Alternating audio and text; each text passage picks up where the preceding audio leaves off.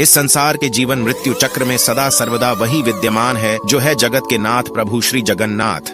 दोस्तों, उड़ीसा अपने जगन्नाथ मंदिर को लेकर पूरी दुनिया में प्रसिद्ध है। हर साल लाखों करोड़ों संख्या में श्रद्धालु यहाँ आते हैं। लेकिन क्या आपको पता है पुरी में जगन्नाथ संस्कृति कैसे शुरू हुआ, उसके पीछे की कहानी क्या थी? जानने के लिए बने रहिए अंत तक। जगन्नाथ मंदिर हिंदुओं की सबसे प्राचीन और पवित्र मंदिरों में से एक है। जगन्नाथ मंदिर विष्णु के 8वें अवतार श्री कृष्ण को समर्पित है। पुराणों में इसे धरती का वैकुंठ कहा गया है। यह भगवान विष्णु के 4 धामों में से एक है। इसे नीलांचल, नीलगिरी और श्री जगन्नाथपुरी आदि भी कहा जाता है। स्कंद पुराण के अनुसार यहाँ भगवान विष्णु पुरुषोत्तम नील माधव के रूप में अवतरित हुए और सब्र जनजाति के परम पूज्य देवता बन गए। राजा इंद्रद्युम्न मालवा का राजा था। उन्होंने यहाँ कई विशाल यज्ञ किए और एक सरोवर बनवाया। एक रात भगवान विष्णु ने उनको सपने में दर्शन दिए और कहा, नीलांचल पर्वत की एक गुफा में मेरी एक मूर्ति है, उसे नील माधव कहते हैं। तुम एक मंदिर बनवाकर उसमें मेरी यह मूर्ति स्थापित कर दो।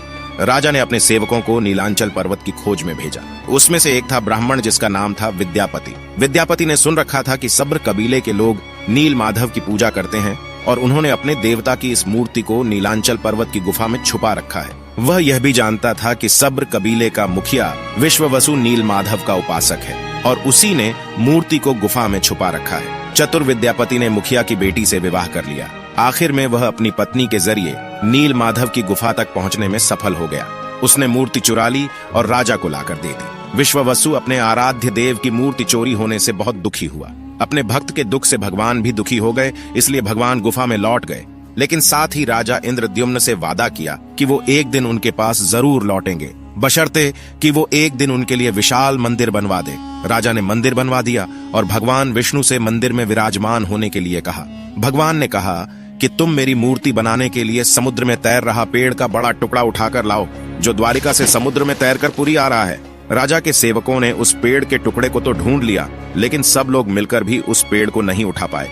तब राजा को समझ आ गया कि नील माधव के अनन्य भक्त सब्र कबीले के मुखिया विश्ववसु की सहायता लेना पड़ेगी। सब उस वक्त हैरान रह गए जब विश्ववसु अकेले भारी भरकम लकड़ी को उठाकर मंदिर तक ले आए। अब बारी थी लकड़ी से भगवान की मूर्ति बनाने की।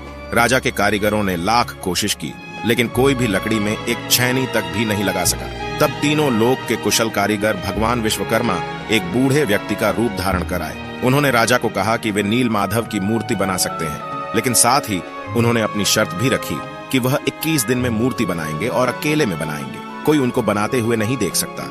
उनकी शर्त मान ली गई। अंदर से सिर्फ आरी, छैनी, हथौड़ी की आवाजें आती रहीं। राजा इंद्रद्युम्न की रानी गुंडिचा अपने आप को रोक नहीं पाई। वह दरवाजे के पास गई तो उसे कोई आवाज सुनाई नहीं दी। वह घबरा गई। उसे लगा बूढ़ा कारीगर मर गया है। उसने राजा को इसकी सूचना दी। अंदर से कोई आवाज सुनाई नहीं दे रही थी तो राजा को भी ऐसा ही लगा। सभी शर्तों और चेतावनियों को न मानते हुए राजा ने कमरे का दरवाजा खोलने का आदेश दिया और जैसे ही दरवाजा खोला गया तो राजा ने देखा कि बूढ़ा कारीगर जैसे गायब हो गया है और अपने पीछे आधा बना 3 मूर्ति छोड़ गया है, जो आज प्रभु जगन्नाथ, बड़े भाई बलभद्र और छोटी बहन सुभद्रा के रूप में पुरी के श्री मंदिर में पूजे जाते हैं। आपने देखा होगा कि जगन्नाथ के हाथ पैर आधा बना हुआ है, जिसका कारण यही बताया जाता है। दोस्तों, क्या आपको पता है प्रभु जगन्नाथ को भी बुखार होता है। कभी कभी ठीक भी हो जाते हैं, पर कभी कभी नहीं। उनका पुनर्जन्म होता है, जो हर 12 साल में एक बार होता है। उन दिनों पुरी में अंधकार कर दिया जाता है और कुछ वरिष्ठ पंडितों द्वारा आंखों में पट्टी और हाथों में लाल कपड़ा बांधकर पुरानी मूर्ति से कुछ रहस्यमय चीज को निकालकर नई मूर्ति में लगा देते हैं, जिसे ब्रह्मा पदार्थ कहा जाता है। यही कारण है कि प्रभु श्री जगन्नाथ दुनिया के एकमात्र जीवित ठाकुर है। कहा जाता है कि जब श्री कृष्ण का अंतिम संस्कार किया गया तब आग में सब कुछ जल गया, लेकिन उनका दिल नहीं जला।